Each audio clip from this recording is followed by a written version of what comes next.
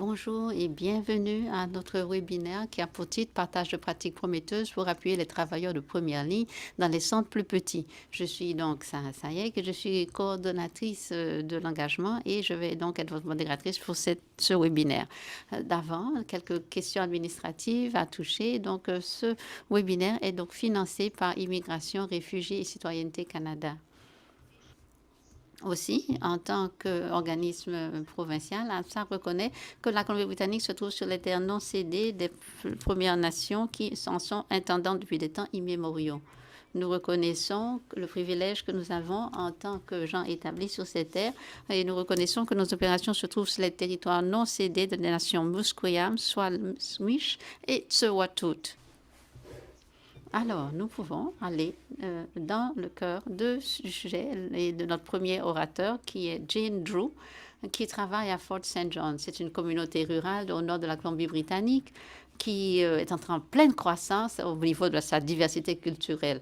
L'accent est mis sur les questions régionales de diversité dans le cadre du programme d'établissement du district scolaire 60 pour aider les nouveaux arrivants, leurs familles à s'établir et à s'épanouir dans la communauté. Au niveau du district, Jane fait des collaborations régulières avec les parties prenantes, les intervenants.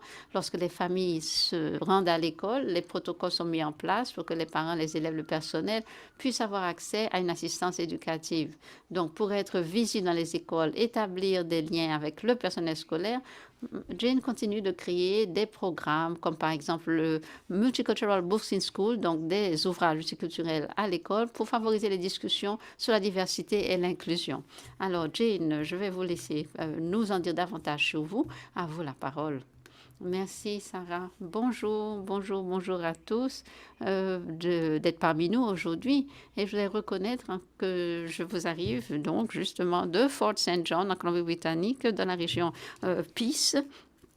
Et ce sont donc les territoires de la nation d'aînés du traité 8. Donc merci d'être parmi nous. Et j'aimerais peut-être vous parler un petit peu de notre organisation. Et si on peut peut-être arriver à notre première diapositive, parce que ma présentation parler de collaboration contre ou à comparer à la concurrence ou pour ou contre. Donc nous sommes dans le nord, une petite communauté force, excusez-moi, intervention un peu inaudible, à faire de la compétition, de la concurrence, pardon. Alors ce que nous avons fait.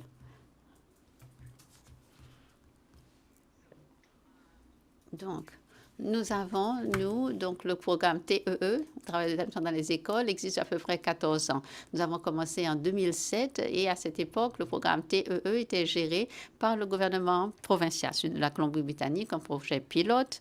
À l'époque, nous avions un coordonnateur qui a vu le besoin criant de pouvoir encadrer les nouveaux arrivants. Donc, nous sommes dans le secteur où nous nous trouvions, donc le LNG, le gaz naturel, c'est une ligne de produits très importante pour la communauté. Donc, il nous fallait de l'aide pour ce qui est d'encadrer donc les nouveaux arrivants. Et on s'est dit à ce moment-là, mais il nous faut vraiment intégrer, incorporer, faire participer tout un chacun, tous les fournisseurs de services dans la communauté. Alors, nous avions donc les TEE du Conseil scolaire 60 et nous avons donc créé des liens avec, par exemple, d'autres membres de la communauté pour la ville de la service municipal, Employment Connections, WorkBC, Success.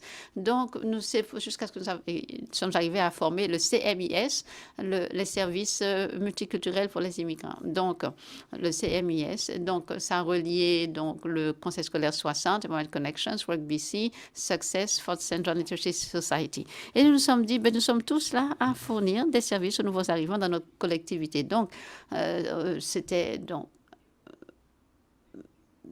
on se posait la question, quelle est la meilleure chose qu'on puisse faire pour nos familles, pour tous ces regroupements dans la communauté, pour qu'on puisse effectivement livrer les services à ceux qui en avaient besoin. Nous sommes une toute petite ville. Nous n'avons pas de centre communautaire multiculturel, nous n'avons pas un établissement YMCA ou YWCA, nous n'avons pas des lieux où différents groupes peuvent se rassembler. Et nous avons donc dû, à ce moment-là, les créer nous-mêmes. Alors, nous sommes devenus donc vraiment une sorte de noyau très fort, robuste, donc la collaboration, des partenariats et un climat amical. Nous avons partagé nos lignes du temps, qui fait quoi le mois, pendant le mois, et on a réalisé qu'il y a encore bien plus de gens dans notre collectivité qui, eux aussi, s'occupent de nouveaux arrivants et de familles immigrantes. Donc, à ce moment-là, on a essayé de créer des liens avec d'autres groupes. Donc, nous sommes adressés à la municipalité et nous avons adressé une requête au directeur des services récréatifs et nous avons dit, nous avons de nouvelles familles. Pour moi, pour les rejoindre, de nouvelles familles, par exemple, les services de bibliothèque municipale qui offrent d'excellents programmes. Nous avons donc parlé à la bibliothécaire spécialisée au service pour enfants et il a dit oui, ça m'enthousiasme et créons quelque chose pour les enfants. Et nous avons également St. John's, il y a un groupe qui s'appelle St. John Matters. St. John's, nous comptons, c'est important. Et ce qu'il veut aussi, desservir les nouveaux immigrants. Donc, comment nouer des liens? Women's Resource Society, l'Armée du Salut, NEED, qui est un groupe qui s'occupe d'action environnementale. Donc, tellement d'organismes qui se retrouvent à faire les mêmes choses. Donc, au lieu de concourir pour rechercher, puiser dans les mêmes sources de financement, on s'est dit, bon, pourquoi ne pas nous regrouper plutôt? Et on a commencé à organiser des rencontres mensuelles. Et ça ressemble beaucoup avec le programme, justement, LEAP. Et ça paraît beaucoup au partenariat avec les fournisseurs de services locaux en immigration. Donc, dans cette diapositive, justement, je vais vous parler de la collaboration, des pour et des contre. La collaboration a des effets bien plus positifs sur le rendement, la productivité des personnes, des groupes, au point de vue des relations sociales. Donc, ça crée vraiment un sens de responsabilité envers les uns et les autres membres du groupe. Quand on collabore, à ce moment-là, il y a des responsabilités qui incombent à tout un chacun dans le groupe, plutôt que de se dire, voilà, ceci, c'est simplement au conseil scolaire de s'occuper de ci, s'occuper de ça. Donc, quand on a un noyau, on partage, on répartit cette responsabilité. Et ça encourage les gens à donner de leur mieux. Et parce qu'à ce moment-là, nous travaillons en équipe et on s'épaule. Parce que ce que nous avons fait, et tout ceci est en fonction de l'expérience vécue que nous avions donc à la commission scolaire 60, nous avons vraiment encouragé toute l'équipe à faire en sorte d'offrir ce qu'il y avait de mieux au niveau de leur capacité intrinsèque. Donc, j'ai par exemple quelqu'un qui s'occupe très bien, il a de l'expertise dans les tableurs Excel, donc c'est pas mon domaine et donc j'en ai content d'avoir cette ressource. Donc, c'est fait de même identifier les ressources et c'est ainsi que la collaboration devient absolument géniale. Alors, une des choses aussi et des points les plus motivants pour ce qui est de promouvoir la collaboration, c'est l'esprit, la culture, la mentalité que ça crée. De grands avantages là. Donc, par exemple, intégrer ça dans la culture de travail. Comment le travail se va répartir. Donc, par exemple, je vous disais que j'ai une personne dans les services administratifs qui est une experte dans les tableurs Excel et j'ai quelqu'un qui est très apte dans la relation, les relations publiques, établir des liens, etc. Donc, on peut subdiviser le travail. Donc, il y a plus, quand il y a une personne qui est impliquée dans une tâche ou un projet donné, donc ça aide tout le monde plutôt que d'avoir tout sur les épaules d'une ou deux personnes. Donc, ça nous permet de ne pas donner trop de charges de travail à un ou deux individus. Et là, c'est l'un des effets très positifs de la collaboration, c'est la culture justement que ça met en place. Alors, les collaborations informelles, je vous en parlais un petit peu au début. Nous avons commencé une collaboration informelle, non officieuse. Et ce que je veux dire par là, c'est un petit peu à l'encontre du programme PLI, de ce que l'on retrouve dans le cadre du financement de l'IRCC, ou plutôt que c'est l'exemple de ce que nous avons fait. Donc, ce sont des groupes qui se sont rassemblés, mais pas nécessairement en fonction du financement qui donc les menait à là. Mais pour simplement d'échanger, tiens, chez moi, ça marche bien, telle ou telle chose, dans les familles, dans les communautés et pour vous. Donc, des collaborations informelles, alors quand il n'y a aucune discussion au niveau de financement autour. Alors, on partage le travail, les ateliers, nos activités, ce qui se passe chez les uns et les autres. On nous dit, voici ce que je fais comme événement ou telle chose. Et bien souvent, nous allons également offrir des animations au bénéfice des uns et des autres. Donc, je viens animer telle ou telle chose. Employment Connections vient offrir un atelier à nos jeunes dans les écoles, etc., sur l'emploi, etc. Donc, nous faisons un échange de services également. Et là, de façon informelle. Aucune question d'argent ou de financement. Et c'est ainsi que les collaborations informelles vont donner du résultat, si on y croit. Et il faut avoir, si vous voulez, un élément incitatif. Hein. Donc, quand on parle de Success Employment Connection, vous devez les encourager à adhérer à cette philosophie. Quand vous dites, voilà, moi, ce que je peux vous offrir, et vous, de votre côté, qu'est-ce qui est possible? Donc, dans les petits centres, les petites localités, ça peut être une nécessité que d'opérer ainsi. Alors, une des choses que nous avons faites depuis déjà quelques années chez nous, c'est avec ce principe de collaboration informelle, nous avons organisé une fête communautaire de fournisseurs de services d'établissement. Et c'est là, c'est un petit peu un point de ralliement. Et depuis chaque année, nous avons fait en sorte que ce soit une personne ou un groupe qui en soit à la tête. Et cette année, des fois, c'était nous qui étions en charge. Ça a été difficile avec COVID, rassembler pas mal de gens. Il fallait s'occuper du passeport vaccinal, etc. Donc, ça demandait pas mal de communication. Ça a exigé beaucoup de structures. Et on a collaboré avec la municipalité de Fort St. John, notre plus grand partenaire le plus important, en quelque sorte.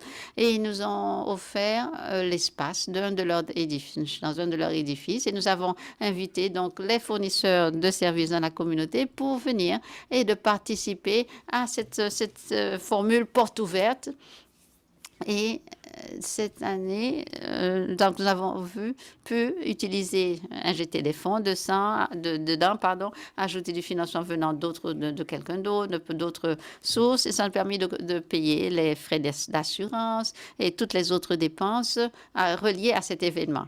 Et je pense qu'on a eu à peu près $200 en fonds, ce qui n'aurait pas suffi. Mais lorsque cette personne ajoute $200, on y arrive. Donc la municipalité de Fort St. John, nous avons eu beaucoup de chance pour ce qui est. Nous n'avons jamais eu à un petit peu les motiver trop parce que dès le départ, ils ont été partie prenante. Ils ont donné de l'importance à ce programme et ils veulent vraiment encadrer les nouveaux arrivants. Donc, nous avons tous les fournisseurs de services qui s'assemblent autour de la même table, ceux qui viennent nous voir, faire une visite, et donc offrir de l'information. Donc, c'est une sorte de formule guichet unique. Et ça, c'est un petit peu, en essence, comment ça se déroule. Les services bibliothécaires, la commission scolaire 60, WorkBC, les services d'emploi aussi, c'est un besoin très important pour nos clients. Nous avons l'organisme Success qui a participé, la Société de littératie, la service public de biothéconomie de la ville de municipalité, service de transport, beaucoup d'informations offertes justement dans cet événement porte ouverte qui a été organisé grâce à cette collaboration informelle où tout un chacun a mis un peu de financement et pour arriver à ces résultats. Et ça ramène à la vraie essence de ce qu'est la communauté. Et voilà comment nous avons donc procédé avec cette formule de collaboration-là. Alors, un autre point à retenir pour la collaboration, c'est la force que ça apporte. Donc, lorsque différentes personnes collaborent, il y a plus de créativité, c'est diversifié, on a plus d'opinions sur lesquelles se fonder. Donc, imaginez que quand on parle de diversité, différentes choses dont vous ne seriez pas au courant, qu'on apprend. Et là, c'est important de pouvoir puiser dans une base qui offre plus, donc des idées des séances de remue-ménage, des choses innovatrices. Donc, ça va justement améliorer, rehausser le projet. Et même, par exemple, pendant cette foire, ce salon de l'établissement, nous avons offert une table nous n'avions pas pensé à cela, mais c'est quelqu'un qui a dit, mais pourquoi ne pas fonctionner plutôt de tel ou tel pas là, puisque les gens vont circuler de telle ou telle façon. Donc, des petites choses, de ces détails jusqu'aux grands points majeurs. Par exemple, et la question d'assurance. La municipalité a intervenu et dit, oui, nous, on va s'en occuper. Et quand on a vu, par exemple, faire planifier, créer des diagrammes pour organiser l'espace, je savais pas comment faire. J'ai envoyé un courriel. Est-ce que quelqu'un sait comment faire? Et j'en ai fait un la semaine dernière pour quelqu'un d'autre. Et oui, je peux donc vous dépanner. Et c'est là, c'est ça, quand le travail de tout structurer ne s'est pas retrouvé sur les épaules de une ou deux personnes. Donc, vraiment, un des points forts à retenir de cela, c'est que ça contribue à la robustesse des organisations. Et un autre grand avantage, c'est le bon moral. Parce que vous n'avez pas tout le fardeau sur vos épaules. À ce moment-là, lorsque justement ça se retrouve sur vos épaules, les gens deviennent à ce moment-là très anxieux. Ils sont très préoccupés. Mais quand on a des collaborateurs, des organisations qui sont là pour mettre la main à la pâte, ça a un effet positif sur le moral. Parce que l'on sait qu'il y a d'autres gens et qu'ensemble, on peut atteindre l'objectif visé et qu'on va célébrer cela ensuite, tous ensemble. Donc, originellement, dans un groupe, on peut fêter, on peut célébrer des accomplissements, mais si quelque chose aussi ne se produirait pas bien, à ce moment-là, l'échec se répartit également sur les épaules de tous les membres du groupe. Et et aussi, il y a la réflexion qui peut s'en suivre. Ah, peut-être que la prochaine fois, on va faire telle ou telle chose différemment. Donc, quand il y a ceci, quand il y a un bon moral qui vous appuie, les gens voient à ce moment-là, ils ont une vision beaucoup plus positive, non seulement d'eux-mêmes, de leur travail, mais des membres de leurs équipes de travail. Et ça crée un climat de confiance. Au fur et à mesure que les membres de l'équipe continuent de contribuer à ces accomplissements, la confiance se renforce. Et ceci se répercute sur la communauté et aussi sur un plan individuel. Donc, si vous pensez que vous avez vraiment fait du bon travail et qu'il y a d'autres personnes parmi cette équipe que vous ne connaissez pas beaucoup, ils vont venir vous féliciter, vous dire, ah, bon travail, bien fait. On va, peut-être la prochaine fois, on pourra faire les choses de telle ou telle façon différente. Je vais vous aider. Et ceci élève l'esprit, le moral dans l'équipe et ça, donc, aura de bons effets secondaires pour ce qui est d'atteindre des accomplissements collectifs et individuels. Alors, un des grands, donc l'un des événements les plus importants que nous organisons, c'est justement l'exposition mondiale de Fort St. John. Et ça a débuté il y a quelques années, au fur et à mesure que nous collaborions avec le gouvernement provincial. Donc, c'était un projet de leadership des jeunes du programme TEE en fin d'année. On travaillait avec les jeunes leaders, donc il y avait beaucoup de formations en leadership. On les plaçait comme bénévoles dans les bibliothèques, d'autres initiatives de bénévoles là. Et à la fin de l'année, un grand projet pour rassembler tout ça. Et les enfants, là, on parle de la 10e année jusqu'à la 12e année, ces jeunes étudiants-là du secondaire, et on voulait faire en sorte que tous les membres de la communauté se rassemblent. Services municipaux, le maire, la GRC, toute la communauté se trouvait donc invitée à un événement à l'extérieur, une sorte de salon mondial tout à fait gratuit. Pourquoi? Parce que toutes les composantes communautaires, les fournisseurs de services communautaires collaboraient et contribuaient financièrement à cela. Donc, c'était aussi les jeunes qui écrivaient donc des demandes de subventions pour la communauté. Donc, Burger King, Subway faisaient des dons en aliments. Et ce qu'on faisait à ce moment-là, c'est que faire en sorte que toutes les différentes cultures s'assemblent et on organisait à ce moment-là donc cette exposition mondiale. Nous avions à ce moment le pavillon de l'Éthiopie, le pavillon de l'Inde, le pavillon du Japon, le pavillon de la Chine. C'était nos enfants, nos familles qui simplement sensibilisaient les gens, faisaient connaître dans les communautés la diversité culturelle qui se trouvait exactement là chez nous à Fort St. John. Et c'était une façon de voyager autour du monde, d'être un globe-trotteur juste dans sa cour. Et on savait que nous avons tous cette peur de l'inconnu. Alors, souvent, on avait des membres des communautés, des étudiants, des parents, n'importe qui, en fait, dire, tiens, voilà, on voit quelqu'un qui s'habille différemment, qui parle une autre langue, qui mange des mets différents. Donc, il serait peut-être des hésitations pour ce qui est d'aborder ces personnes à cause de cette peur de l'inconnu. Donc, quand on sensibilise davantage sur la diversité culturelle, donc ce qui est moins euh, inconnu devient plus connu. Et à ce moment-là, on crée plus de sensibilisation et on réduit ce sentiment de peur. Et c'est là le fondement de cette exposition mondiale. Et nous le faisons chaque fois depuis ces 2 derniers mois, derniers en juin, on n'a pas pu tenir ce salon-là mondial, mais la communauté recherche cet événement. Et ça, c'est grâce au leadership de ces jeunes qui ont lancé ceci, qui est devenu un événement communautaire majeur et qui rassemble à peu près 600 à 900 personnes dans 3 heures. Un événement tout à fait gratuit. Nous collaborons avec tout un chacun, les Premières Nations, les services municipaux, les écoles, les sociétés pétrolières, quiconque qui existe dans la communauté, nous les abordons et personne n'a jamais refusé de participer.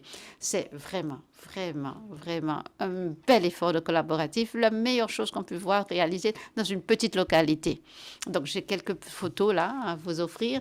Donc c'est toute cette diapositive me fait toujours rire parce que nous faisons la cuisine le jour d'avant, on ouvre l'école secondaire et tout le monde s'en vient cuisiner. Donc ce petit gars-là, sa maman fait frire les oignons et il fait toujours justement il a cette expression-là parce qu'il pleurait, pleurait, pleurait, pas parce qu'il était triste, mais parce qu'il devait remuer tous ces oignons dans la casserole. Alors, et sa maman, voilà sa maman en arrière-plan dans le deuxième diapositive et elle aussi, pardon, ça les fait rire. Dans la troisième, nous avons Derry Hawker qui était un chef d'une des réserves. Donc c'est lui qui porte justement le foulard rouge. Et Madhu, lui, il fait partie donc il vient de l'Inde de l'Est, et ils sont des fans de notre programme et qui ne se connaissaient pas avant d'être arrivés à l'expo. Donc, quand ils sont venus, alors Madhu va dire, ah ben écoutez, je vais vous montrer comment tambouriner. Et Madhu a dit, ah mais non, je vais vous montrer mon style à moi. Et ils ont commencé spontanément à jouer du tambour ensemble. Aucune planification, ça n'avait pas été structuré.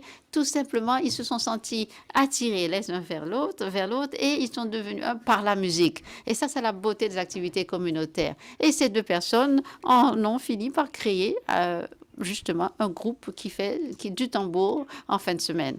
Et vous voyez là aussi, donc c'est un bel effet de ces événements communautaires. Vous avez nos danseurs de Bengra, nous avons la mairesse qui prend une photo avec les danseurs, et nous avons également la GRC et notre mascotte, le panda du salon ou de l'expo. Donc voilà un exemple que ça ne demande pas beaucoup d'argent, de financement pour ce qui est d'établir un événement très réussi grâce à la collaboration. On n'aurait pas pu y arriver sans la collaboration.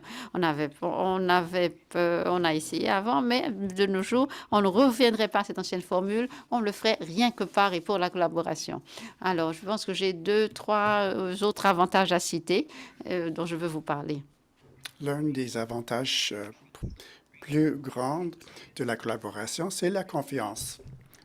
Le fait qu'on donne et on offre, on reçoit l'encouragement, la confiance. S'il y a quelqu'un plus sensible du groupe, on peut le laisser de côté si la collaboration n'est pas là. Mais on a des responsabilités interpersonnelles lorsqu'il est question de la collaboration.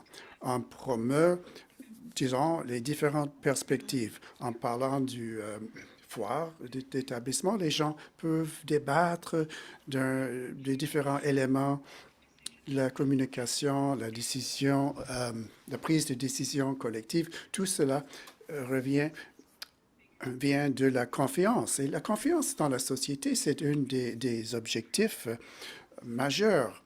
Donc, c'est un des avantages plus intéressants de la collaboration, le fait de cette confiance. Et nous avons ce résultat convenable en nous, dans nous. Je ne suis pas obligé de tout faire moi-même. S'il y a d'autres personnes auxquelles on peut faire confiance et on peut partager les tâches. Donc ça, c'est l'avantage majeur de la collaboration. Maintenant, quels sont les inconvénients de la collaboration? Parce qu'il y en a quand même. La tension, le stress.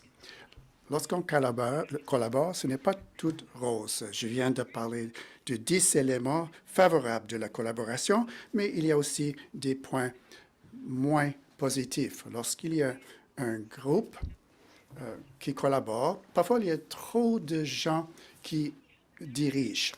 Et il y en a d'autres qui, donc, prennent un siège en arrière, qui font le minimum. Donc, cette façon d'être peut commencer à se répandre dans d'autres aspects du travail et toucher le personnel, même ceux qui ne travaillent pas dans la collaboration. Peut-être moi, je collabore avec la bibliothèque et un membre du personnel décide, non, je vais vous laisser le faire. Donc, ça peut causer un peu de tension. Alors, je reviens et je parle avec mon collègue. Et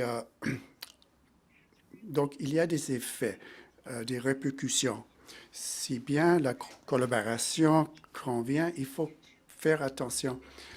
Lorsqu'il y a trop de personnes qui mènent le projet et il n'y a pas assez de gens qui sont prêts à faire le travail, donc là, ça peut amener à certaines tensions. Donc, le conflit, lorsqu'il y a des avantages, il y a des inconvénients, et lorsqu'il y a de la collaboration, souvent, il y a aussi du conflit. Donc, lorsqu'on rassemble les gens pour collaborer sur un projet ou une série de projets, il peut se produire du conflit entre les styles de travail des membres. Nous connaissons tous des personnes dans nos milieux de travail qui adoptent un style de travail distinct. Peut-être mon style diffère de mon collègue. Cela peut vraiment obstaculiser un projet et ce conflit, donc, distrait l'attention de la tâche. Ça peut créer une certaine division. Le conflit doit être abordé tout de suite, ou bien cette tension et ces conflits peuvent aller perdre le contrôle, aller hors contrôle. Donc, pour que la collaboration fonctionne, il faut éliminer, supprimer ce conflit. Comment? En s'ajustant soi-même ou en étant plus ouvert au style des autres, parce qu'on ne peut pas nier ce conflit. Il est réel. La confiance, donc, nous avons parlé de l'avantage de la confiance, parce qu'on peut confier sur les autres. C'est pas seulement toi. Mais qu'en est-il si on ne peut pas faire confiance, on ne peut pas compter sur un certain groupe de personnes? Donc, si cette confiance n'existe pas, je ne peux pas faire confiance à un collègue, ou si un individu ne fait pas un effort convenable, cela peut toucher tout le groupe, provoquer de la frustration et créer un manque de confiance chez tout le monde. Et donc, et dans le prochain projet, certaines personnes peuvent être exclues. Donc, si la confiance fait défaut, c'est un inconvénient. Donc, l'efficacité du travail, les tensions dans le milieu du travail, tout cela donc aboutit à ce conflit. Donc, le manque de confiance est un des inconvénients de la collaboration, mais un bon leader, un bon chef d'équipe peut le prévenir. lorsque les chefs, les responsables de l'équipe sont explicites quant aux tâches, y compris les échéanciers. Donc, chaque membre de l'équipe peut être tenu responsable. Lorsqu'ils sont responsables pour leur partie du projet, donc les autres membres peuvent gagner cette confiance. Donc, lorsqu'il y a ce manque de confiance, il y a manque de leadership. Lorsque il y a un leadership bien mené, cela peut corriger ce manque de confiance. Nous allons parler un peu des avantages de la concurrence. Parce que, comme je l'ai dit, lorsqu'il y a des avantages, il y a des inconvénients. Il y a des inconvénients de la concurrence, mais il y a aussi des avantages dans le sens d'avoir des objectifs, des buts. S'il y a un but concret, des buts intéressants, ça peut aider à ce que les gens fassent plus d'efforts. S'il y a un manque d'initiative chez les employés et le leader fixe un but, ça peut motiver les employés à atteindre ce but. Donc, avoir des buts clairs et nets, ça convient lorsqu'il est question de la concurrence. Un autre avantage de la concurrence, ce sont les idées qui s'en sortent. Une concurrence saine entre les équipes peut produire des idées avant-gardistes. Donc, s'il y a 2 ou 3 équipes chargées de faire la même chose, tout en sachant que l'autre équipe existe, mais ne partage pas de ressources parce que c'est la concurrence, mais chacun veut gagner. Donc, on aura comme résultat le meilleur de chaque équipe. Alors, cette concurrence entre équipes peut donner lieu à un mouvement vers des résultats intéressants qui favorisent l'organisation. Donc, chacun va offrir son mieux, parce que chacun cherche à gagner, parce qu'il s'agit de la concurrence. Il n'y a pas beaucoup d'avantages de la concurrence, mais voilà les 2 principaux. Donc, les désavantages de la concurrence, encore. Lorsqu'on fait la concurrence, le partage est un problème. Les gens, donc, sont moins inclins à partager les ressources. S'il y a 3 équipes qui vont donner leurs meilleures idées, la première équipe va aller chercher le meilleur concepteur graphique, etc. Et les gens vont avoir tendance de ne pas partager, de garder ces ressources pour soi. Alors, dans notre secteur d'établissement, s'il y a un seul bassin de fonds disponible, tout le monde cherche ce même bassin de financement. Personne ne va partager les ressources ou ses idées novatrices. Donc, on ne partage rien. Lorsqu'il est question de la concurrence, ce n'est pas sain, c'est bon pour personne. Et dans notre communauté ici, nous avons perdu notre contrat du partenariat en matière d'immigration locale.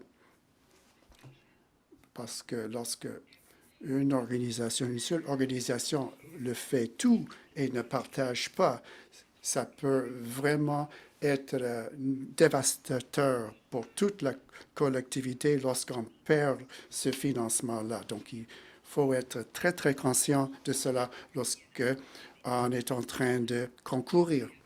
Nos groupes du CMIS, il y avait du financement du Community Way.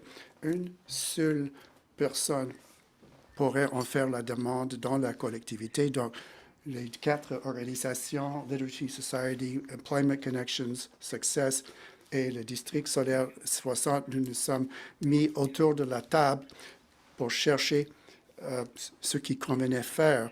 Parce que on a décidé ensemble que Literacy Society, la Société de la littératie, devait rédiger la proposition et on faisait confiance que ce groupe allait partager s'il remportait le financement. Donc, ils ont eu le contrat et tout le monde en a profité parce que nous avons fait confiance qu'il allait le partager. Donc, si ce groupe-là n'avait pas partagé donc les résultats avec nous, ils auraient eu le financement, mais non pas notre collaboration.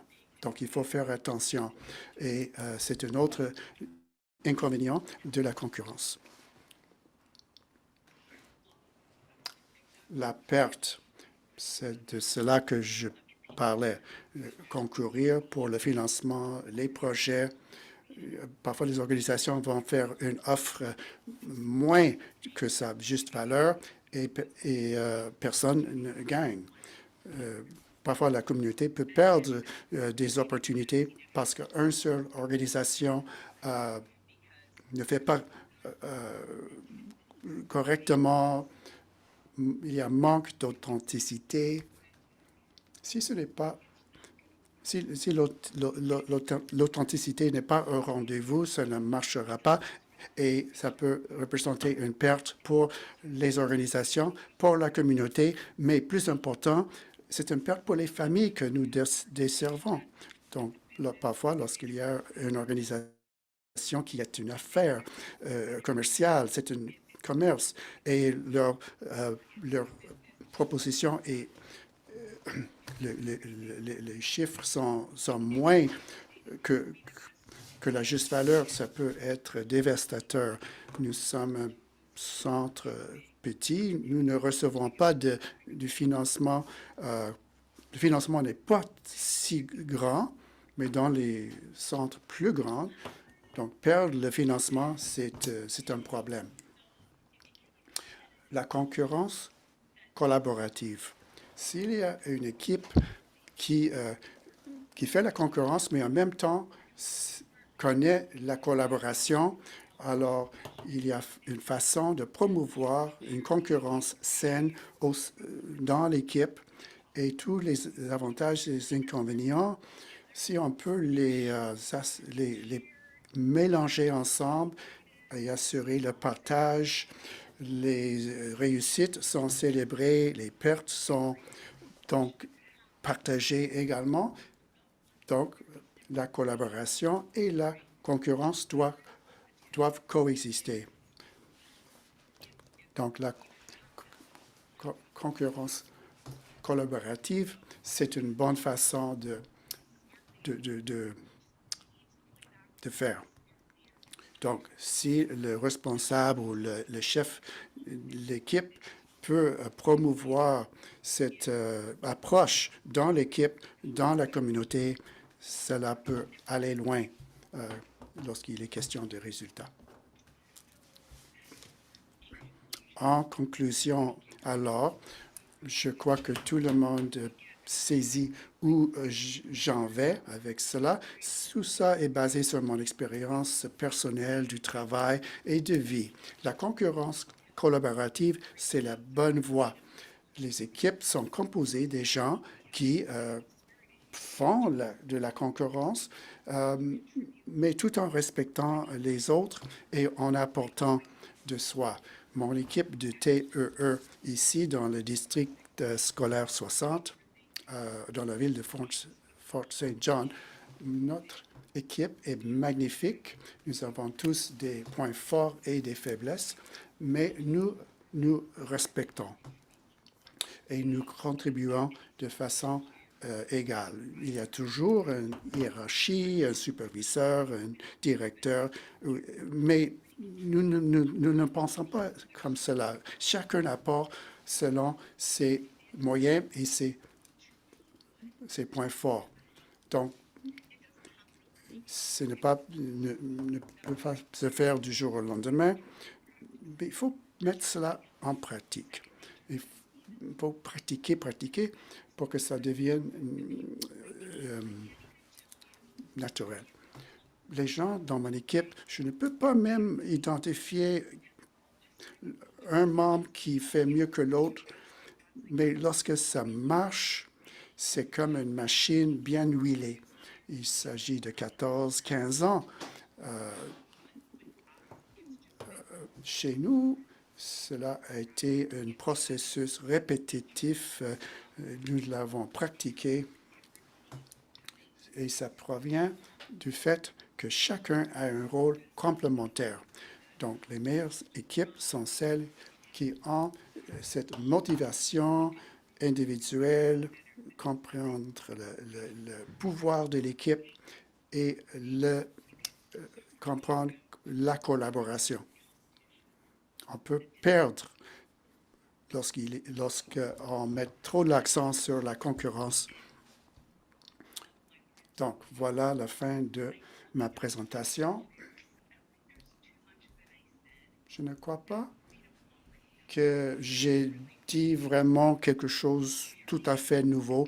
C'est plutôt renforcer ce que nous savons déjà et en faire l'habitude. Lorsque ces éléments commencent à... Pardon, lorsqu'il y a ce manque de confiance qui arrive, il faudrait prendre un pas en arrière, réfléchir et essayer de trouver les pistes de solution. Donc, avoir des chefs d'équipe, des leaders, disons, idéaux, peuvent vraiment faire la différence. Merci, Jane. Je voudrais lire un commentaire dans le chat. Lorsque tu montrais les images du foire, Alicia a dit que ça a vraiment l'air que c'était du fun.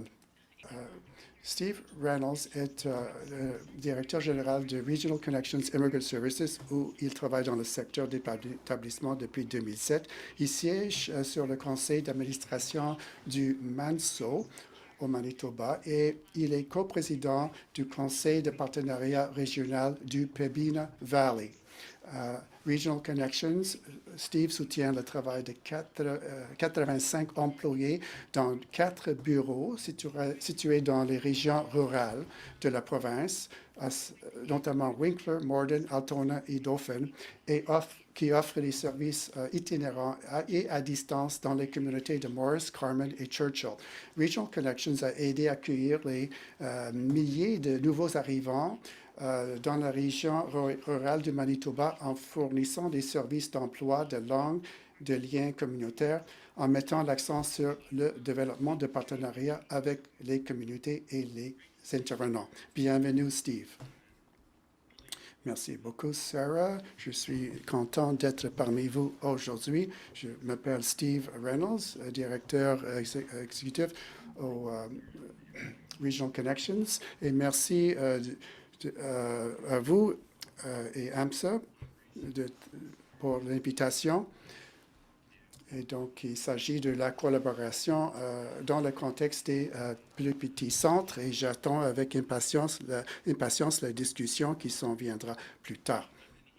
Je suis ici au Resource Connections depuis 2007, lorsque j'ai commencé en tant qu'instructeur dans notre programme de langue anglaise en partenariat avec des employeurs locaux pour livrer les services sur place. J'ai eu plusieurs rôles. Je suis directeur général depuis 3 ans. Aujourd'hui, je voudrais partager un peu sur notre organisation, notre histoire et les communautés où nous travaillons et la dynamique migratoire qu'on voit et qui touche notre travail et notre collaboration. Ce sont des différentes pièces de la collaboration, tant au niveau organisationnel et communautaire et au niveau de la prestation de services. Je voulais reconnaître également que là où je suis situé, c'est le territoire du traité 1, que sont les territoires ancestraux des Anishinaabe, Cree, Ojibwe, Dakota et Dene, et aussi de la nation Métis. Au Regional Connections, nous sommes un petit centre fournisseur de services dans les localités rurales du Manitoba. Nous faisons de la communauté ensemble et notre énoncé de mission mentionnant que nous fournissons des services en collaborant avec les partenariats et parties prenantes. La collaboration, travailler ensemble, c'est au cœur de ce que nous sommes et de ce que nous faisons à tous les jours. Nous avons 4 bureaux, tels que mentionnés, à Morden, Winkler, Altona et Dauphin. Nous offrons aussi des services itinérants à d'autres collectivités, à Morris et à Carman. Et depuis le deuxième semestre de l'an passé, nous fournissons des services à distance aux nouveaux arrivants à Churchill. Et les collectivités les petits centres peuvent représenter 30 000 personnes, 300 000 personnes ou 30 personnes, et tous qui est entre cela. Pour nous, où nous travaillons en personne, est un hub, un centre pour les villages et régions circondantes. Mais même ces communautés-là vont entre 900 et 18 000. Et dans ces zones, les nouveaux arrivants sont établis dans tous les contextes possibles. Ceux qui achètent des fermes, ceux qui vont dans des subdivisions, ou qui s'établissent dans les zones plus centrales, dans les appartements et condominiums. Nous travaillons avec plus de 18 000 clients depuis 15 ans et une caractéristique de l'immigration dans notre région, c'est que la rétention est bonne, ce qui mène à la croissance communautaire. Une grande partie de la croissance est moyennant l'immigration. Nous travaillons avec des clients de 130 pays qui parlent plus de 35 langues, qui appellent ces communautés leur chez-soi. Les communautés où nous travaillons se trouvent principalement dans 3 régions principales de Manitoba, pas très rapprochées les uns des autres. Winkler, Morden et Altona sont dans la région de vallée de Pembina, tout près de la frontière avec les États-Unis. Dauphin est au nord-ouest, à 300 km de Winnipeg. Et Churchill, comme vous le savez probablement, c'est au nord sur la baie du Hudson, à peu près 1000 km au nord de Winnipeg. Voilà une carte qui montre chaque localité et quelques membres de notre personnel. Dans de ces communautés, ils sont non seulement diverses en matière de géographie, mais les personnes qui s'y retrouvent sont très diverses. Nous travaillons et nous accueillons des nouveaux arrivants où moins de 1% de la population locale est autochtone et nous travaillons aussi dans les collectivités où plus de 20% sont des autochtones. Il y a une communauté où 2% de l'économie locale, c'est dans la manufacture et ailleurs, c'est plus de 25%, ce secteur-là. Donc, lorsqu'on parle de la collaboration et des partenariats, c'est important de prendre en compte la démographie locale et le fait que cette démographique peut varier beaucoup d'une collectivité à l'autre. Et la collaboration est tellement importante parce qu'il n'y a pas une approche qui fonctionne partout. Il faut que les besoins et les occasions locaux informent le travail qu'on fait. Et cela varie d'un village ou d'une population à l'autre. Je veux souligner comment les tendances de l'immigration apportent à ces besoins et ces occasions. Les villes rurales où on se trouve sont établies il y a à peu près 100 ans, lorsque les immigrants sont arrivés pour coloniser les prairies et installer des fermes. Certaines de ces collectivités étaient assez stables pendant des années quant à leur démographie. Ce qui s'est passé récemment et ce qui a changé la dynamique et la démographique, c'était le lancement du programme des candidats provincial en 1998. Ce programme en fait en sorte que des nouveaux arrivants arrivent dans les petits centres dans la province. Il y a des occasions de travail qui n'était pas disponible autrement. Et lorsque ce programme PNP, programme de candidats, a commencé il y a 20 ans, donc il y avait cet effort de travail, il y avait ce mouvement pour les travail dans la manufacture. Les municipalités, y compris Morgan et Churchill, ont fait un partenariat avec les programmes des candidats pour combler les besoins en matière d'emploi.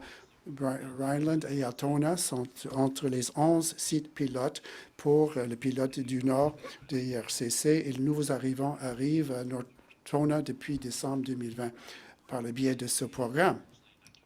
C'est un projet d'immigration locale. 80% de nos nouveaux arrivants sont des immigrants économiques. Donc, les partenariats avec les employeurs et les chambres de commerce et autres revêtent d'importance spéciale dans notre situation. Nous avons créé un modèle de guichet unique chez Regional Connections. Alors, l'établissement, l'emploi, l'apprentissage de la langue et les services de soutien sont disponibles dans tous les bureaux avec toute la gamme de services que nous pouvons rassembler à chaque site. Nous voulons avoir un modèle multi-site autant que possible. Nous croyons que la collaboration commence au niveau de la proposition du financement. La proposition pour le pilote d'Altona, dans le Nord, était un bon exemple entre multiples parties prenantes, y compris Community Connections, et qui a contribué au succès de cette proposition. Et nous cherchons toute une gamme de ressources pour combler des lacunes que nous avons identifiées au niveau des besoins pour assurer que ce n'est pas seulement les critères d'admissibilité du bailleur de fonds qui s'appliquent. Prochaine diapo. Cette collaboration remonte à quelques années déjà et on la voit dans le développement, dans l'historique même de l'épanouissement de notre organisation. Il y a donc les détails là qui illustre cette notion de collaboration dès la base de qui nous sommes en tant qu'institution. Nos services et programmes étaient initialement fragmentés. Nous avions 3 ententes de contribution qui couvraient l'établissement des services linguistiques, la littératie, gérées par 3 personnes différentes qui se trouvaient dans 3 emplacements différents dans la même ville et qui se retrouvaient donc à fonctionner en fonction de 2 différentes ententes de contribution impliquant une chambre de commerce et une société de la couronne. C'était donc des incubateurs initiaux importants qui appuyaient fortement nos services, mais au fur et à mesure que l'immigration s'est poursuivie, nous avons vu le besoin de changer les choses pour nos clients. Donc, d'abord, le fait d'avoir nos services répartis un peu partout à travers la ville et aussi dans certaines petites localités. Comme je vous le disais, nos gestionnaires travaillaient dans 3 endroits différents. Les services se retrouvaient un peu partout. Ils se retrouvaient parfois dans les écoles, dans les sous-sols d'églises, dans certains endroits. Donc, les clients, il fallait les acheminer, les aiguiller vers différentes parties de la ville pour avoir accès à différents services. Et donc, nous travaillions avec le même client, mais en faisant un duplicata de travaux administratifs et de prestations de services, tout en créant des instructions pour nos clients, surtout dans les localités où il n'y a pas de transport public et beaucoup de nouveaux arrivants n'avaient pas de permis de conduire ou un véhicule après leur arrivée. Donc, pouvaient difficilement se déplacer à travers la ville, surtout en plein hiver, sous des températures comme moins 40. Donc, la première chose, nous avons donc rallié le tout, rassemblé le tout en un seul endroit. Nous avons fait cela, nous avons donc mis notre enseigne qui disait des connexions, liens régionaux, et nous avons commencé d'abord par certains programmes qui relevaient de différentes ententes de contribution, mais c'était la première étape.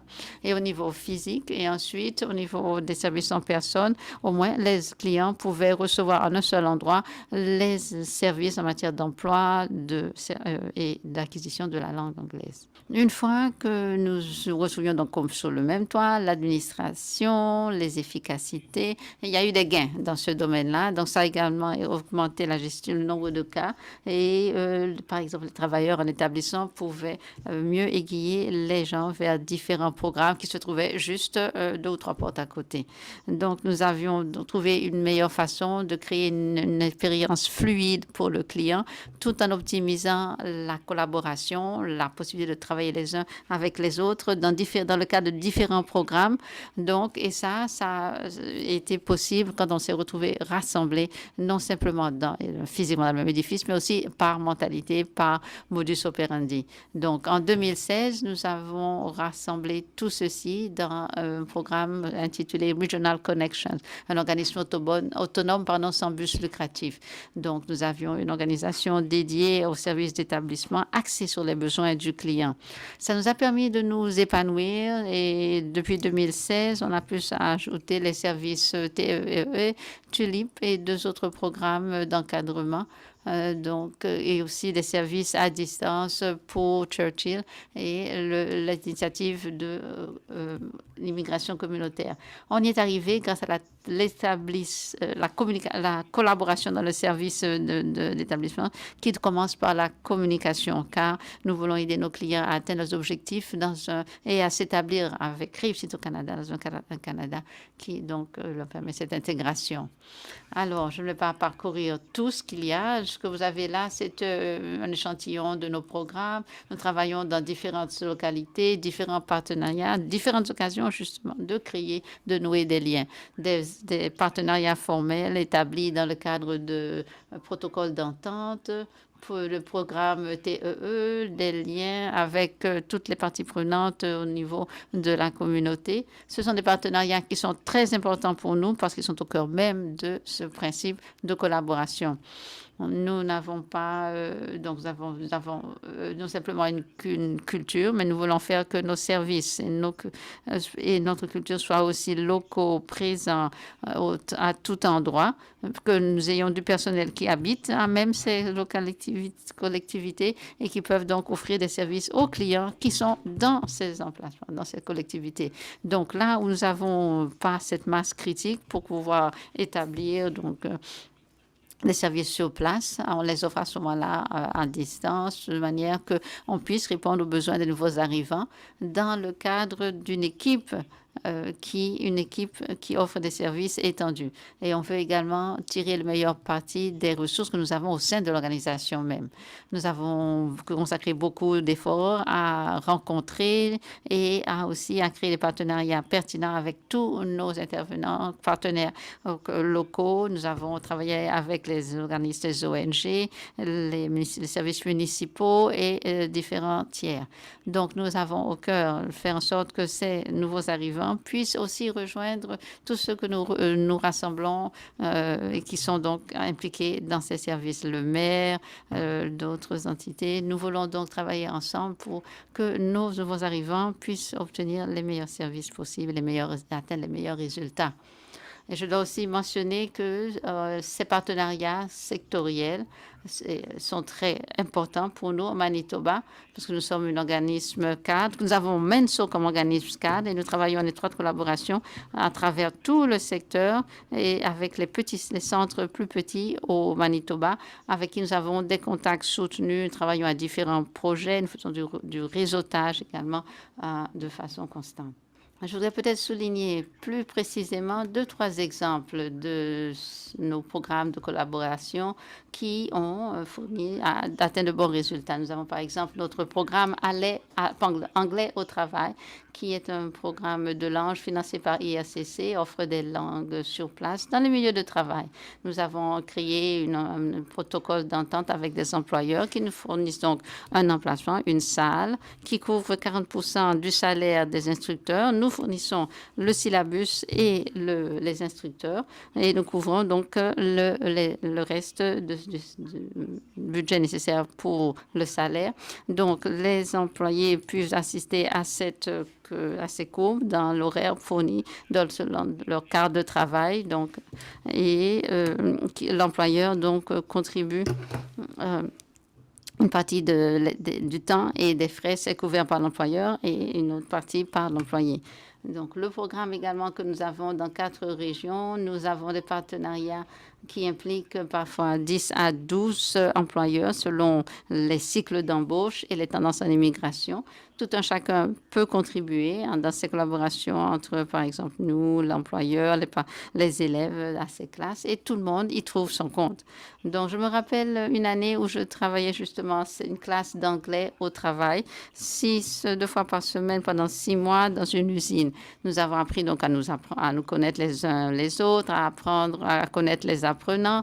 Et je pense qu'à en fin de ce programme, beaucoup ont donc pu apprendre, acquérir, assimiler pas mal d'anglais pour le milieu de travail. Et j'avais ce commentaire à la classe de CV Formidable, on peut comprendre l'anglais, on le comprend lui, mais quand on sort de cette usine, tout change, on n'arrive pas à saisir. Et là, je dois vous dire que ce commentaire m'a vraiment frappé parce que après 6 mois, parce qu'il ne s'agissait pas justement de créer une sorte de petit club pour que le nouveaux arrivants puissent juste jouir de cette classe dans cet espace, mais faire en sorte qu'il soit fonctionnel dans le milieu de travail à l'extérieur de cette usine. Donc, nous avons également parlé des enjeux. Nous avons créé ce programme Just Speak, parler de la sécurité, des ressources humaines, des services de paix. Donc, nous avons commencé à inviter des gens à travers la compagnie pour adresser la parole à ces étudiants qui devaient donc se préparer, qu'il s'agissait d'un superviseur, gestionnaire de services de ressources humaines, en préparant des questions tant professionnelles que personnelles, et en tant qu'on bâtissait ça autour d'une activité d'assimilation des langues. Donc, ces questions-là, on les présentait aux invités avant leur arrivée. Donc, ils intervenaient dans nos classes, répondaient aux questions des apprenants et à leur tour, ajoutaient leurs propres questions pour que la matière soit enrichie. Alors, des visites dans classe de 40 à 50 minutes qui ont été très, très utiles pour toutes les parties prenantes. Donc, nous avons des commentaires qui nous ont dit « Ah, l'invité était formidable, les gérants, les cadres, la direction, les superviseurs nous disaient « Mais je ne savais pas que les employés pouvaient s'exprimer autant en anglais. » Et les nouveaux arrivants pouvaient donc rencontrer d'autres membres du personnel et se sentir plus à l'aise, avoir des contacts aussi à qui se référer en cas de questions, de suggestions. Donc, nous avons commencé avec le personnel des ressources humaines, les questions de santé et sécurité dans le milieu de travail. Donc, nous avons fait en sorte de nouer des liens pour faciliter ces dialogues sur ces domaines. Voilà un exemple de collaboration réussie et utile à tous. Un autre exemple à Dauphin, le service d'immigration de Dauphin et d'environ, qui a commencé en 2013. Comme nous l'avions vu dans la vallée de Camden, c'est devenu un modèle d'incubateur pour des services de lancement qui ont permis à Dauphin et à cette région d'aller plus loin. Nous avons passé une première partie de l'année à se réunir avec les membres du personnel, les cadres, avec aussi le service Regional Connections, le service des RIS, pour voir quels sont les services qui nous permettraient d'arriver au CFP 2020, à l'appel de proposition.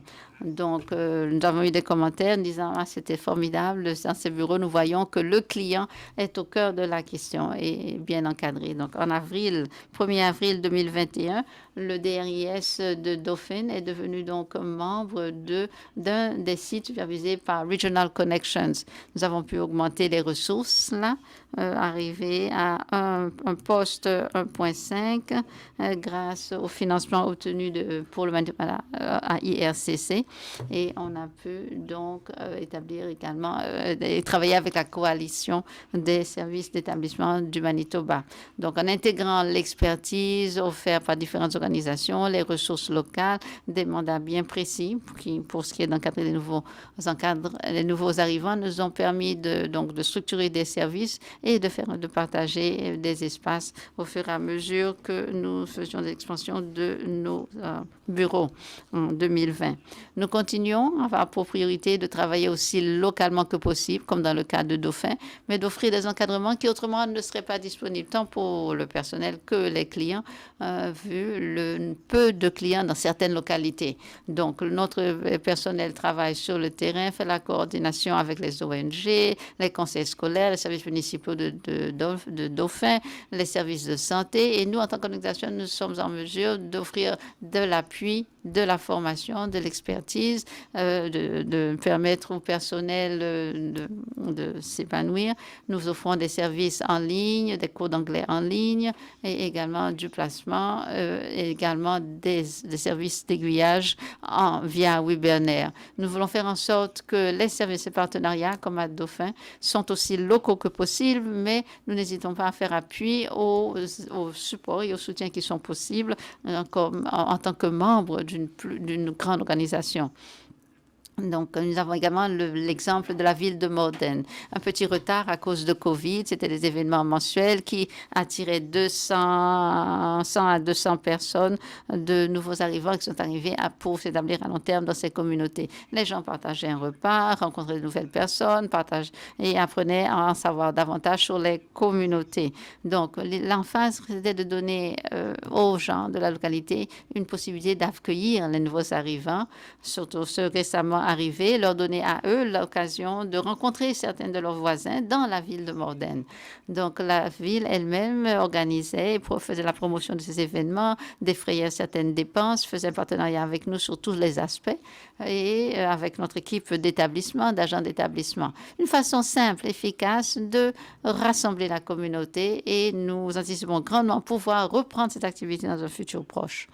Alors, finalement, un projet de collaboration, comme je l'avais mentionné, un protocole d'entente sur les services en région éloignée. Donc, c'est le CCI, Churchill Community Immigration Initiative, un nouveau partenariat dans le cadre de ce PNRNIIP pour rejoindre donc les gens dans une collectivité à peu près 900 personnes dans le nord du Manitoba. Churchill, c'est donc la ville la plus éloignée dans le nord et il n'y a pas d'accès par routier. Donc, à cause du succès de notre partenariat dans le Dauphin, et nous avons donc vu comment établir des services à distance dans ces localités régionnées. Nous pensons que nous allons pouvoir offrir des soutiens en services d'établissement avec des partenaires locaux qui vont donc fournir des services de l'encadrement, des visites guidées, des liens avec les ressources, les services scolaires, les services de bibliothèque et des liens sur le plan social. Donc, il y a des services d'établissement que nous ne pouvons pas offrir en distance. Donc, ce partenariat pour établir qui peut donc faire quoi sur place était important. On a pu créer un protocole d'entente dans le cadre de la Churchill Community Immigration Initiative. Et nous travaillons donc avec les nouveaux arrivants à Churchill depuis maintenant quelques mois. Nous avons des agents d'établissement à Dauphin qui, eux, offrent donc un encadrement par téléphone. Les nouveaux arrivants, nous les invitons à nos webinaires, nos séances en ligne et nous leur offrons également à ces personnes de Churchill des cours d'anglais en ligne. Donc, nous assurons que nos clients soient bien interreliés. Nous offrons un appui communautaire pour ce qui est des liens, des services en personne, que nous le faisons donc autant que possible à distance. Donc, dans les premières années, les premiers temps de ce partenariat, donc, nous sommes en train d'observer et voir son évolution sur le temps. Donc, les initiatives locales, les gens impliqués, vraiment voudraient pouvoir continuer, poursuivre ceci et le faire en présentiel dans le futur proche. Alors, c'était beaucoup d'informations sur différents paliers et j'espère que vous allez pouvoir retenir des choses qui vont vous d'intérêt. Et je vous remercie d'avoir été invité et je suis prêt à recevoir vos questions et à en dialoguer davantage. Merci. Merci beaucoup, Steve. Alors, je vais inviter maintenant à écrire vos questions adressées à l'un ou l'autre de nos orateurs. Vous pouvez utiliser la boîte de discussion ou la fonction main levée. Et on va vous envoyer également, vous conseiller d'activer votre microphone si vous voulez poser oralement votre question. Nous avons une question, je pense, déjà arrivée. Et Jane, vous avez fourni une réponse. Alors peut-être que vous aussi, vous pouvez nous offrir votre perspective là-dessus. Alors la question est, que diriez-vous? Diriez-vous que vous aviez moins de personnel à laisser l'organisation comparativement à des agences de plus grandes villes? Je pense que ce serait très avantageux pour ce qui est de bâtir des équipes efficaces, tant au sein de l'organisation que la collaboration inter-organisation. Oui, c'est une très bonne question et difficile vraiment de cerner la réponse. Donc, on a parlé de certains points dynamiques. Par exemple, parfois, nous embauchons du personnel. Parmi les nouveaux arrivants, c'est la première expérience de travail au Canada. Un peu, donc, et on voit que parfois, ça fait partie du cheminement d'établissement au fur et à mesure qu'ils créent leur curriculum vitae et font du réseautage, arrivent peut-être plus près également de leurs objectifs à long terme, professionnellement parlant. Et on voit aussi que ces liens avec du personnel, ça peut être une réussite, même si c'est de l'emploi pour 1 an ou 2 ans. Mais pour ceux qui sont parmi nous à long terme, je pense que oui, faire partie d'une équipe, c'est important. Et on a ressenti ceci, on a entendu du personnel pendant l'époque de COVID, avec ces différents programmes, différents sites, ceux qui sont plus rapprochés, où il y a plus de proximité, il y a plus d'interaction. Donc, parmi le personnel, il y a des pique-niques, des célébrations festives. Donc, une fois que un programme est lancé, donc tout ceci a été changé, interrompu ou bien transposé sur une version virtuelle avec COVID. Donc, en tant qu'équipe, nous avions essayé à travers différentes activités d'implication du personnel, à travers un nouveau comité, un comité d'implication du personnel, pour trouver des façons créatives pour continuer de nouer des liens en tant que membre du personnel, d'interagir, même si notre travail à distance ou travailler de la maison prend plus de place dans nos vies professionnelles. Donc, nous avons donc perdu certains de ces liens qui s'étaient noués à cause du COVID. C'est donc important d'y réagir parce que c'est important pour les gens. Merci, Steve. J'ai aussi une question également que nous avons reçue. Nous avions donc un formulaire d'inscription avant, à quel répondre avant le webinaire. Comment pouvons-nous apprendre à être un petit peu plus progressif quand on parle de la collaboration et de la prise de décision commune? Donc, alors, je peux en parler un petit peu, oui. Je pense, et je l'ai dit déjà depuis quelque temps, ça se ramène à cette notion de leadership, vraiment. Donc, si vous avez un leader, un dirigeant une figure de proue qui peut établir quels sont les avantages, les points forts ou les points faibles des membres de l'équipe et de se montrer donc avant-gardiste et de voir, il faut un leader qui veut être fort pour que les choses progressent et qui prenne les choses en main. Donc, même quand on parle de collaboration, il faut un leader robuste, bien établi et qui met en place ce climat de collaboration. C'est donc pour moi un élément clé. Oui, merci Jean. Donc vous, Mike, qu'est-ce que vous en pensez? Oui, je pense que je suis tout à fait d'accord. Créer, mettre en place cette culture, même c'est peu fait de sortir du bureau autant que possible. Et ça voudrait dire, par exemple, rencontrer des partenaires communautaires. Parce qu'il y a pas mal de choses depuis ces 2 dernières années qu'on adapte, mais pour ce qui est d'avoir des activités dans d'autres endroits, avec des bibliothèques, centres créatifs, donc de manière que les gens, les clients, le personnel se retrouvent ailleurs et aussi découvrent d'autres parties de la ville. Donc, que cette culture-là s'étende à pas simplement ce qui se déroule au bureau, mais à l'extérieur. Une autre question? Pour quelqu'un, mettons, qui se lance, quel type de partenaire rechercher? Et quels sont vos conseils pour ce qui est de rejoindre ces partenaires? Je pense que ça va dépendre de ce que vous recherchez pour ces partenariats. S'agit-il d'un événement communautaire? Alors, soit la pensée à ce que c'est. Exemple, nous avons pour notre expo Salon mondial, nous savions qu'il y avait la nourriture, les expositions, la danse, etc. Donc, il nous fallait donc un emplacement et on a lancé un appel là-dessus. On a commencé par les choses de base pour établir, OK, voilà ce que nous envisageons. Il nous faut un emplacement déterminé où. Ce serait un parc. À ce moment-là, je m'adresse aux services municipaux. Une fois que c'est un parc, il nous faut donc de l'assurance. Donc s'il faut de la nourriture, etc., à ce moment-là, dans notre contexte, nous nous adressons à nos étudiants. On commence à partir de chez nous et on étend ensuite les choses. Donc, par exemple, on va s'adresser à la communauté philippino on parle aux parents et les gens se disent le bouche à oreille fonctionne et les choses fleurissent à partir de là. Donc, on part comme point de départ avec le concept. Si, par exemple, il s'agissait d'un événement musique, on consulter la Société des Arts, des festivals artistiques, etc. Donc, ce serait mon conseil quand vous commencez, que vous voulez démarrer une activité selon ce que ce sera l'événement, la programmation prévue. Commencez par des petites choses, des points simples. Et on commence généralement avec l'endroit où ça va se dérouler. C'est un petit peu le conseil que j'offrirai quand vous voulez à votre tour, lancer une activité. Oui, je suis tout à fait d'accord, c'est exact. Et on a remarqué que dans plusieurs collectivités, ça va dépendre également de la personne avec qui vous créez des liens. Les choses peuvent beaucoup changer en fonction de ça. Donc, il y a des partenariats très actifs avec un coordonnateur dans une ville donnée et dans une autre ville, rien ne se passe, même si malgré nos efforts, parce que d'un côté, on a une personne très dynamique qui est intéressée à collaborer, qui comprend les besoins des nouveaux arrivants dans la communauté, etc. Donc,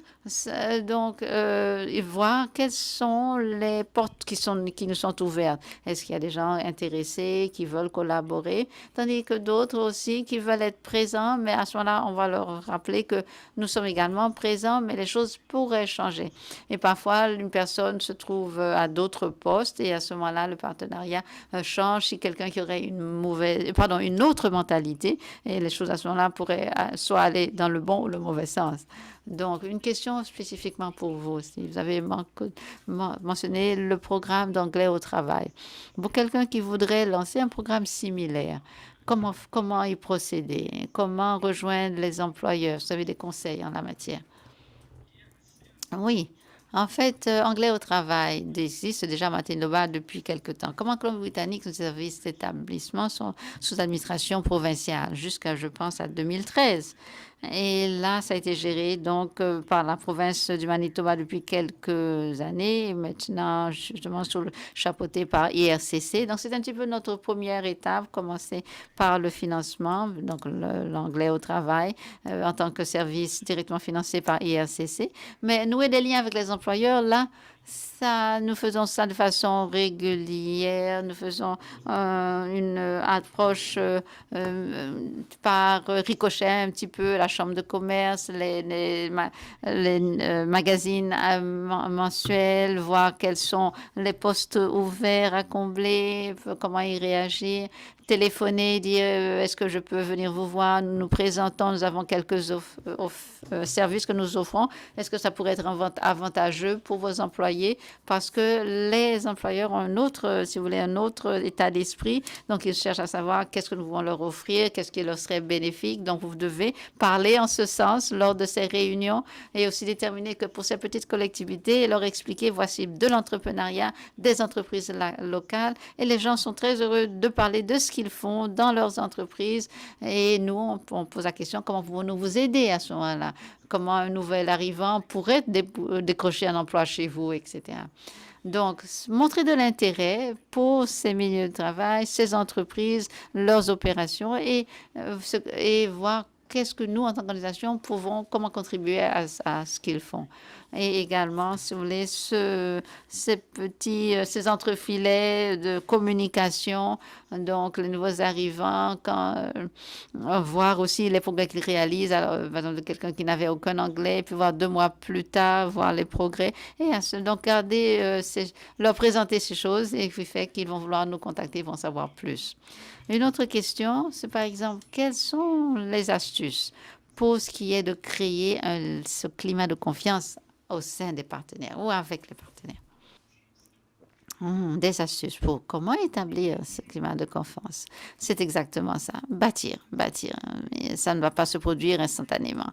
Donc, alors, vous pouvez commencer par des petites étapes. Si vous commencez par exemple par une réunion, être présent et accomplir ce que vous avez prévu, ça va créer ce climat de confiance. Vous n'allez pas vous lancer comme une grande, un salon ou bien un gros projet de langue d'anglais. Non, commencez par nouer des liens simplement par un appel téléphonique qui va démontrer votre intérêt sincère et authentique. Vous êtes là lors de ces rencontres. Donc, vous commencez à nouer ces liens et ce faisant, vous créez également ce climat de confiance. Et ensuite, vous arrivez à cette étape de dire, ah, écoutez, rencontrons-nous autour d'une tasse de café. Ou on se retrouve à mon bureau pour en parler. Des choses comme ça. Donc, c'est ainsi que vous établissez ce climat de confiance. Une fois que ces bases sont jetées, la confiance viendra. Ça ne va pas se produire instantanément. Il faut jeter les bases. Hein. Commencer petit à petit et étaler à partir de là. C'est un petit peu ce que j'offrirais comme avis, comme conseil.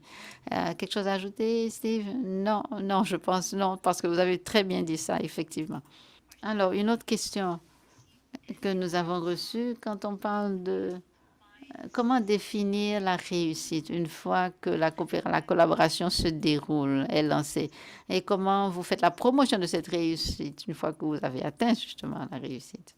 Steve, à vous peut-être la parole d'abord.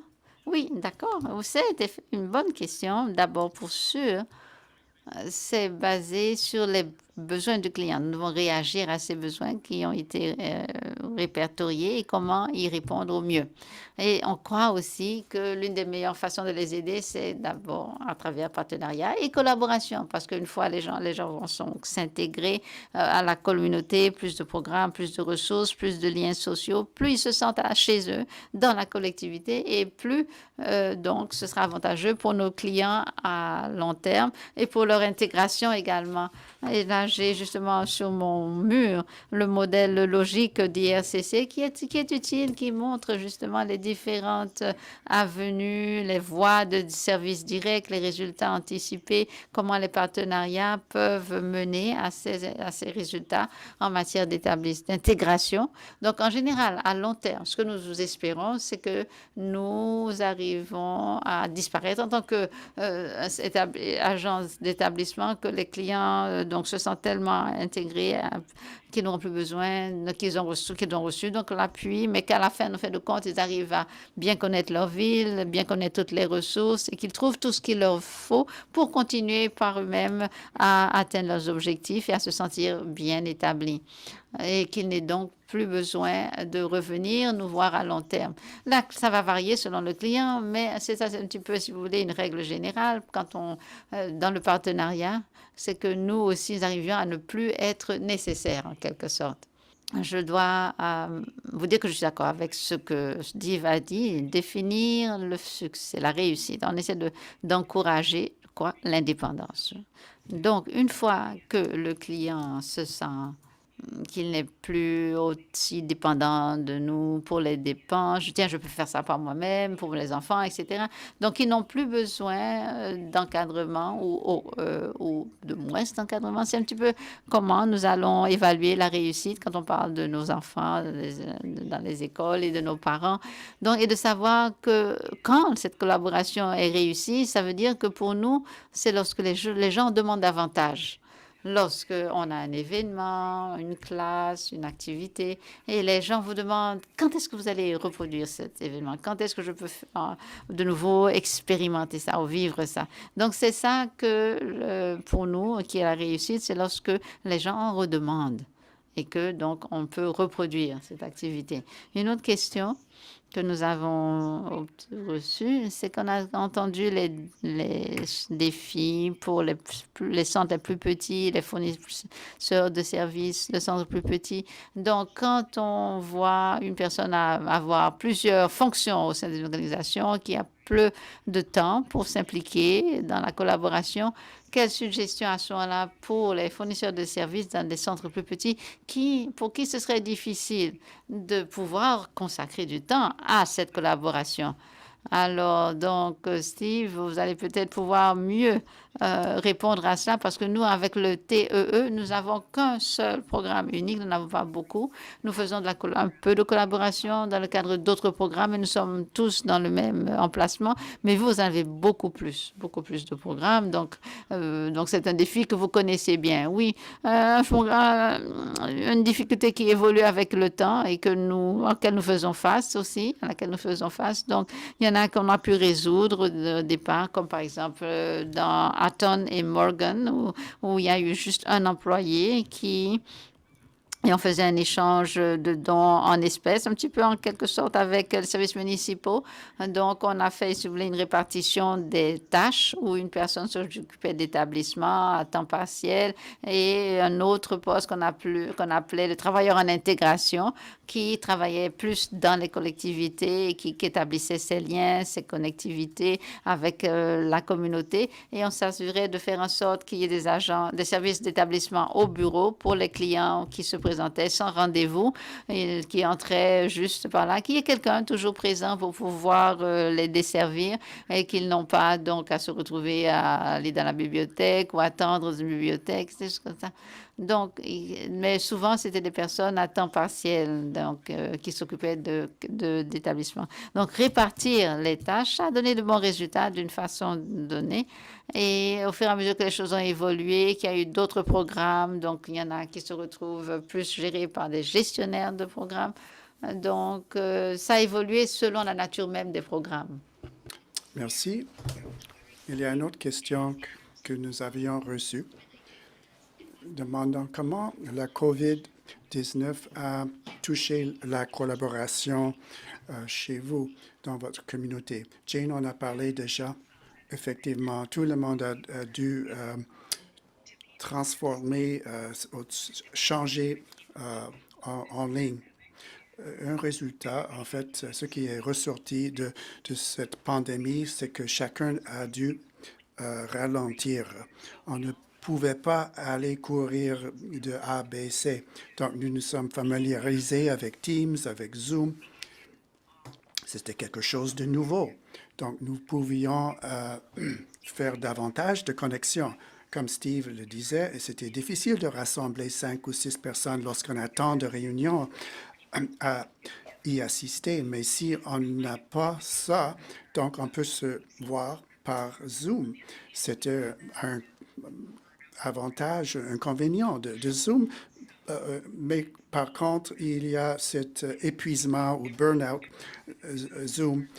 Donc, tout le monde a dû changer la façon de livrer les services. Tous nos services se basent sur la confiance et cela se réalise en se pointant, en étant présent. Mais c'est très difficile dans le contexte de COVID. On est isolé. On faisait notre possible par téléphone en livrant de la nourriture, mais c'était très difficile lorsque la prémisse même des programmes d'établissement pour offrir les services linguistiques, les services d'emploi, toutes sortes de services, on ne peut pas le faire sans se voir en personne. Donc, c'était très difficile. Nous avons établi des formulaires en ligne, etc. Mais en fin de compte, cela se réduisait aux appels téléphoniques avec la clientèle et des collaborations en ligne par Zoom, etc., avec les fournisseurs de services. Il y a certains résultats favorables. Les gens économisaient le temps. Comme Steve le disait, lorsqu'il y a ce modèle de noyau et rayon, lorsqu'il faut conduire 1 heure pour aller en réunion, cela a un coût en termes de temps. Donc, lorsqu'on est dans une communauté rurale et la plus claire, et il y a des vastes distances, on ne peut pas conduire pendant 2 heures pour une réunion d'1 heure, mais par Zoom, c'est possible. C'est Steve. Alors, ce qui s'est passé, c'est que certaines des activités de partenariat, par exemple, l'équipe TEE avait planifié tout un programme d'école après l'école. Euh, mais tout ça a changé avec COVID et les ordonnances en matière de santé étaient changeantes et touchaient les ordres de santé différents selon qui c'était de la bibliothèque ou un autre organisme. Donc, maintenir les relations entre le personnel et en faisant les appels à la clientèle. Et l'un des avantages de Zoom est être en ligne. Ça permet de rassembler les gens qui sont répartis un peu partout dans les régions. Mais quant à la livraison des services à distance pour combler les lacunes, ce qui fait défaut, c'est la partie relationnelle avec les clients, le fait de ne pas se voir en personne et on ne peut pas bâtir les relations comme avant. On peut tenter de le faire dans une séance Zoom, mais ce n'est pas pareil. Et sur ce point-là, notre groupe de jeunesse à l'école secondaire se réunissait régulièrement. Les écoles étaient un lieu sûr, mais bien des endroits sûrs étaient enlevés. Donc, nous avions une travailleuse TEE à l'école secondaire qui a très bien fait, qui organisait des appels Zoom. Mais souvent, on nous demandait, est-ce que je suis obligé de le faire? Parce que les gens avaient marre des réunions Zoom. Ils faisaient leur école par Zoom et communiquaient avec leurs membres de leur famille, leurs parents par Zoom. Ils n'en voulaient plus. Merci Jane, merci Steve. Il y a une autre question ici en lien avec la discussion sur les répercussions de COVID. Quelles suggestions auriez-vous quant à la collaboration continue en adoptant un modèle hybride de prestation de services? Chez nous, comme on met de l'accent ici sur les écoles, je dois me limiter à ce domaine-là. Steve peut couvrir une gamme plus vaste de services. Pour nous, le modèle hybride fonctionne pour certains et non pas pour d'autres. Nous n'avons pas de contrôle, vraiment. Nous ne pouvons pas édicter si les cours seront en ligne ou non. Nous devrions nous conformer aux districts scolaires.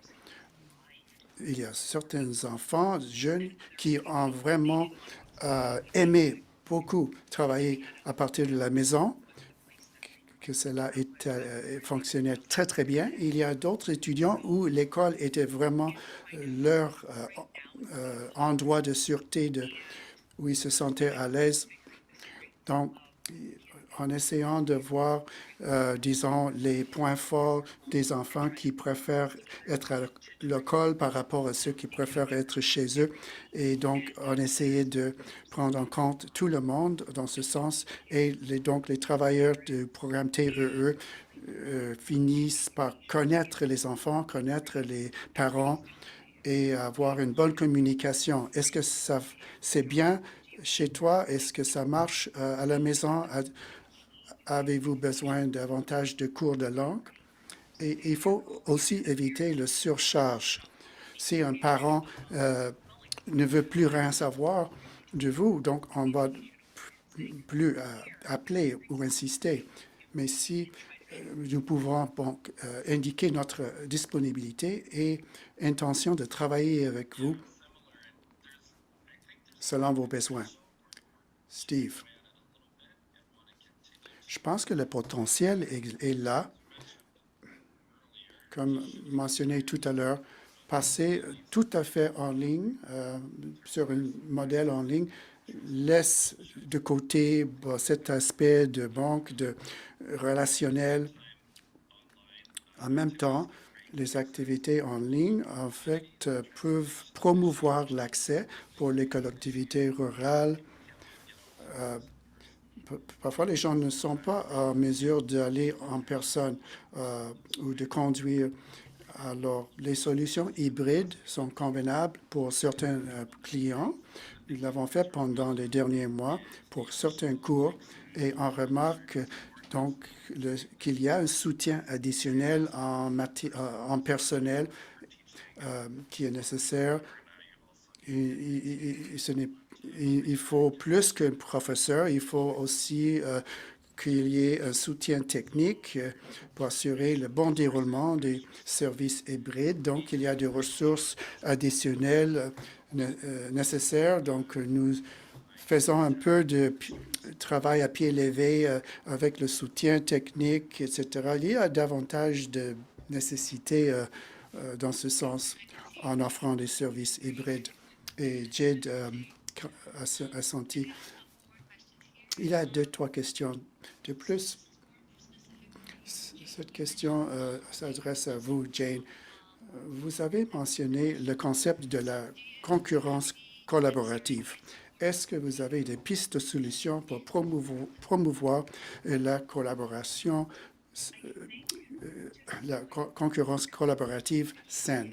Bon, cette forme de compétition est une bonne façon de motiver les gens, toujours commençant par des petites étapes et que ce soit le fun, que les buts ne soient pas trop ambitieux. Comme ça, on peut bâtir l'équipe. Les petites activités, disons des divertissements, où les enjeux ne sont pas trop grands.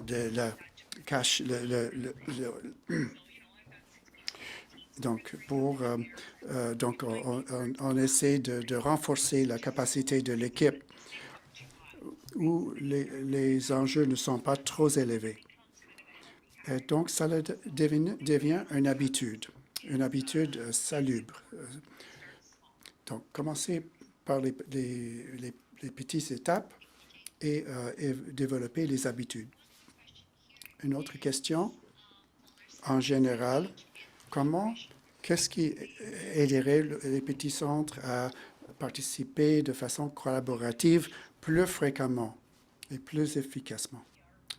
Chez nous, comme nous sommes très petits, nous utilisons nos connexions personnelles fréquemment.